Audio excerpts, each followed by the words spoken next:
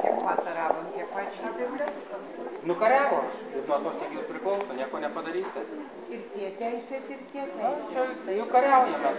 Lygiai taip pačiai kiekvienas šitos. Kaip jie žmonės sutarė, taip yra. Ne man spręsti. Jie patys. Atsiprašau. A pagal žydų įstatymus už judą išdavystį, pagal kas galėjo būti liūdai? Jeigu muitininkus mokesčių atpirkėjus niekina, tai kaip jie būtų žydai žiūrėjai, kokie jie šansai būtų tapti lyderiu? Tai sudėtingai, o čia labai teisingai pastebėjo, bet jis tikėjosi.